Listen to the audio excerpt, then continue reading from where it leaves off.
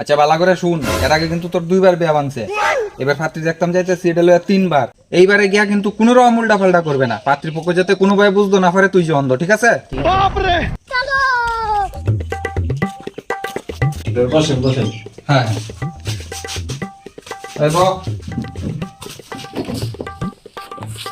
তাহলে আপনাদের পাত্রীকে নিয়ে আসেন। মারি আয়।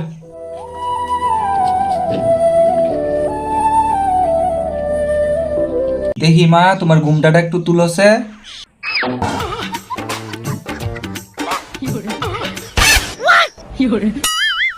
কিরে ভাই, পাত্রী তো দেখি এটা দাঁড়াই সাফের লাগান কালা, সন্ধ্যার পরে তুমি লাগে বলে দেখাই যেত না। দা আমি তো এমনি চুপকে দিই না, কালার দলা এটাকে আমি বুঝাম, আমি পাত্রী কয়ে দেবো। তাহলে তোর সুবিধাই নেই। বলেন আপনারা পাত্রী কিরম দেখলেন? হ্যাঁ ঠিক আছে, পাত্রী আমাদের পছন্দ হয়েছে। হ্যাঁ, আমাদেরও পাত্র খুব পছন্দ হয়েছে। তাহলে বিয়ের দিনক্ষণ পাকা করা যাক নাকি?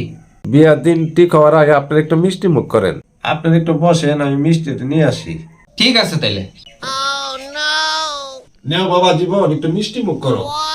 ওই এই যে সামনে মিষ্টির প্যাকেট রাখছে, গাডার দিয়ে আটকানি, আস্তে করে খুললে খালি একটা মিষ্টি নে, কোনো ভাই যাতে বুঝতে না পারে তুই যে অন্ধ।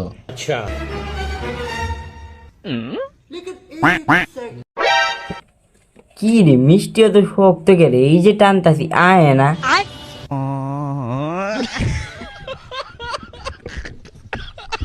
ওই তাড়াতাড়ি হাত সরা, এটা কই টানতাছস? হ্যাঁ, এটা খানাস কথা জামাই লইছে। এই একদম মুখ সামলা কথা, আমার বাইরে কানা কইবেন না। খানাতে কি মিষ্টি বা জামাই এনে ধরে টান। কেন ধরে টানলে কি খালি কানা হয়ে পড়ে? হ্যাঁ খালি চোখকে দেখে না। কি শালা পাগলে ফালাত পালাম রে। ছোট বয়সে কানা, বড়তে বাপ্পা। ভগবান তুই বাঁচাইছো। এইরকম বাড়িতে আমি সেরি বিয়া ঠিক করতাম চাইছিলাম, আমার সেরি জীবনটা বরবাদ হয়ে লইলে।